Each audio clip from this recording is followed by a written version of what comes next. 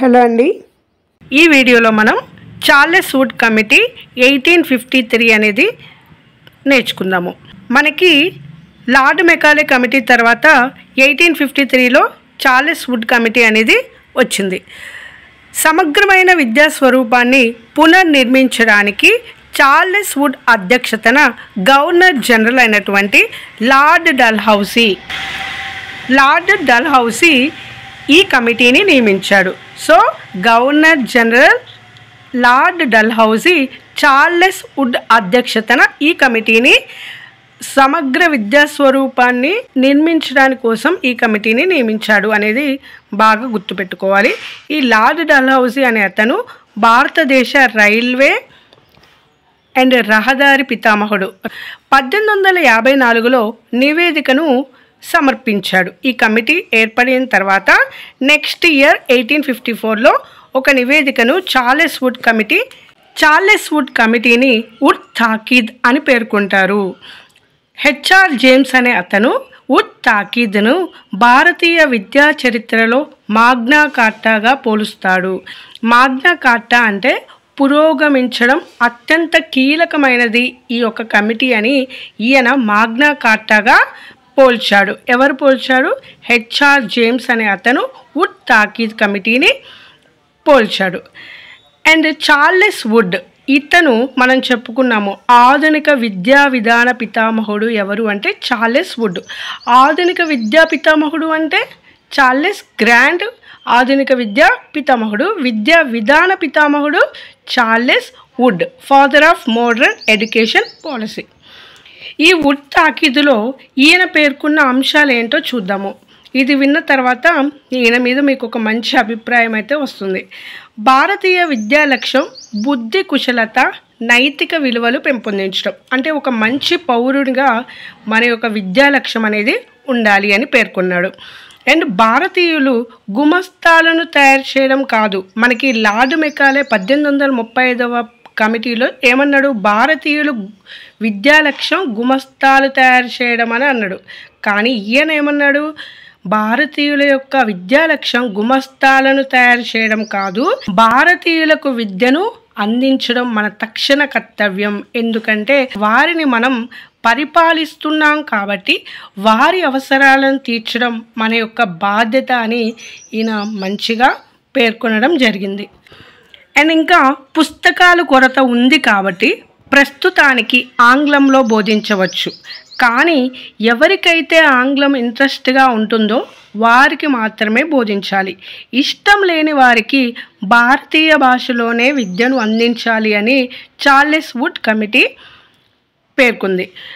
ఇష్టం లేని వారికి ఏం చేయాలి? పుస్తకాలను తర్జుమా చేసి అందరికీ విద్య అందించే విధంగా సహాయం చేయాలని కోరాడు. అండ్ అందరికీ విద్యను అందించడం స్వదేశీ పాఠశాలలో కష్టతరం కాబట్టి ప్రైవేటు పాఠశాలలకు గ్రాంట్లను మంజూరీ చేయాలని పేర్కొన్న మొట్టమొదటి వ్యక్తి చార్లెస్ వుడ్. ఈ పాయింట్ చాలా ఇంపార్టెంట్ అండి. ప్రైవేటు పాఠశాలకు గ్రాంట్లు మంజూరీ చేయమని పేర్కొన్న కమిటీ ఏది అని అడగొచ్చు. అంటే చార్లెస్ వుడ్ కమిటీ 1853 ఇయర్ని గుర్తుంచుకోవాలి. అండ్ ప్రతి రాష్ట్రంలో విద్యాశాఖల్ని ఏర్పాటు చేసి ఒక ముఖ్య విద్యాధికారిని నియమించాలి. అంటే రాష్ట్రంలో విద్యాశాఖల్ని ఏర్పాటు చేసి ఆ విద్యాశాఖలకు ఒక ముఖ్య అధికారిని నియమించాలని పేర్కొన్నాడు.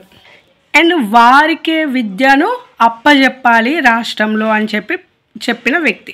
అండ్ విద్యాలయాలలో తటస్థ మత విధానాన్ని పాటించాలి. ఎక్కడా కూడా మత బోధన అనేది చేయకూడదు. అండ్ బాలికల విద్యను ప్రోత్సహించాలి. దేశంలో ఎవరైనా బాలికలు పాఠశాలను ఏర్పాటు చేస్తే ఒకవేళ వారి దగ్గర పాఠశాలలో సరిపోకపోతే ఇంకా ఎవరైనా పాఠశాలను ఏర్పాటు చేస్తే మెయిన్గా బాలికల కోసం వారికి విరివిగా గ్రాంట్లను మంజూరీ చేయాలని ఈయన పేర్కొన్నాడు.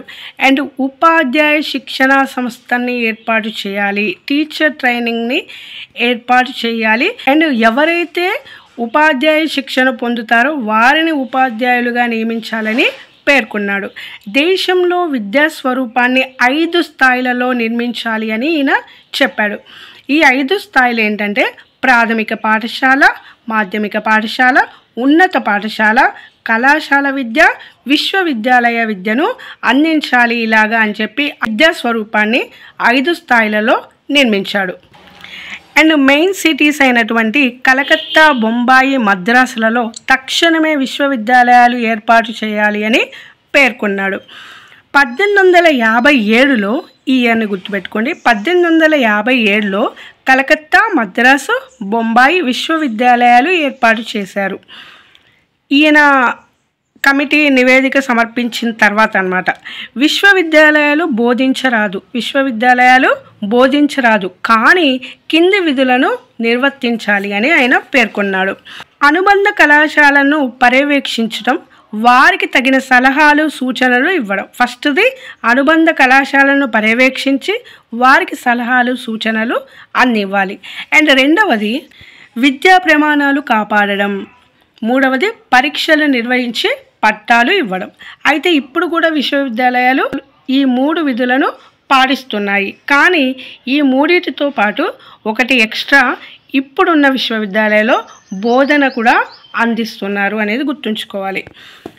సో ఇవన్నీ కూడా ఈయన పేర్కొన్న విద్యా విధానం. సో విద్యా విధాన పితామహుడు చార్లెస్ వుడ్. ఈయన ఈ విద్యా విధానాన్ని ఏర్పాటు చేసిన తర్వాత ఫలితాలు ఏ విధంగా వచ్చాయో చూద్దాము. వుడ్ కమిటీతో వచ్చిన తర్వాత ఫలితాలు, మార్పులు ఏమేమి వచ్చాయి చూద్దాము. 1871లో రాష్ట్రంలో విద్యాశాఖల్ని ఏర్పాటు చేశారు. సో చార్లెస్ వుడ్ కమిటీ సిఫార్సు మేరకు విద్యా బాధ్యతను రాష్ట్రంలో ఉన్న విద్యాశాఖ మంత్రి ఎవరైతే ఉన్నారో వారికి అప్పచెప్పారు. ప్రైవేటు పాఠశాలలకు గ్రాంట్లు మంజూరీ కూడా చేశారు. ప్రభుత్వ పాఠశాలలో 30,000 మంది మాధ్యమిక విద్య, సెకండరీ విద్య చదువుకున్నారు. అండ్ 1857లో ఇక్కడ రాష్ట్రాలు ఏర్పాటైంది, విద్యాశాఖలు ఏర్పాటైన ఇయర్ 1871. 1857లో కలకత్తా, మద్రాసు, బొంబాయి విశ్వవిద్యాలయం ఏర్పాటు చేశారు మన దేశంలో అని చెప్పుకున్నాము కదా. ఈ విశ్వవిద్యాలయాలకు అనుబంధంగా 13 కాలేజెస్ని ఏర్పాటు చేశారు. సో వీటికి అనుబంధంగా 13 కళాశాలలను ఏర్పాటు చేసి 2,000 మంది విద్యార్థులకు ఉన్నత విద్యను అందించారు. అండ్ 1878 సంవత్సరంలో general council of education in India లండన్లో ఏర్పాటు చేశారు, GCEI. అండ్ తర్వాత థామస్ మన్రో, ఇదే కాలంలో చార్లెస్ వుడ్ కాలంలో థామస్ మన్రో గవర్నర్ జనరల్గా పనిచేస్తున్నాడు.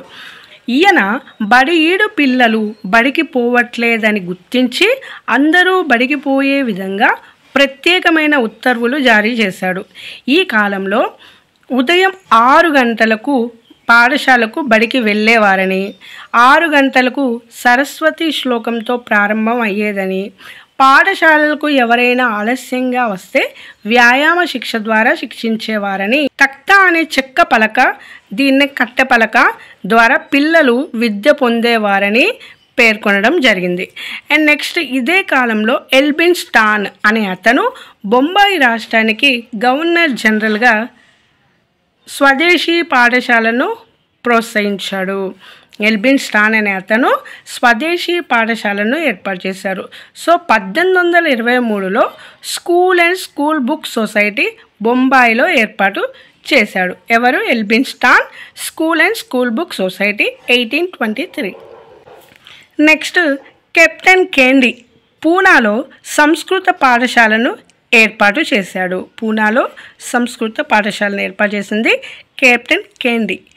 ఆంగ్ల అధికారి జార్విన్ ఇంగ్లీష్లో పిల్లలకు అర్థం కావడం లేదు, ఇంజనీరింగ్ కాలేజ్లో ఇంగ్లీష్లో పిల్లలకు అర్థం కావట్లేదు అని చెప్పేసి మరాఠీ, కొంకణి భాషలలో పుస్తకాలను తర్జుమా చేసి తమ మాతృభాషలో విద్యను అందించారు. సో వుడ్ సిఫార్సు మేరకు అన్ని రాష్ట్రాలలో విద్యాశాఖలు ఏర్పడ్డాయి. ప్రైవేటు స్కూళ్ళకు కూడా గ్రాంట్లను మంజూరీ చేశారు. అండ్ రాష్ట్ర శాఖలకే విద్యను అప్పజెప్పడం జరిగింది.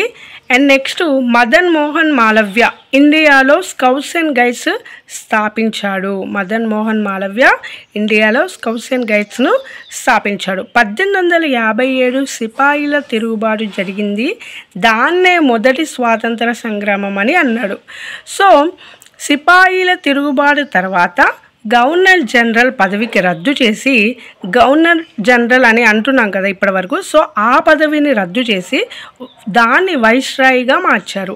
అప్పుడు ఫస్ట్ వైస్రాయిగా లార్డ్ కానింగ్ మొట్టమొదటగా ఇండియాకు వచ్చారు. సో ఇదండి వుడ్స్ డిస్పాచ్ యొక్క, చార్లెస్ వుడ్ కమిటీ యొక్క నివేదిక ఇదంతా కూడా.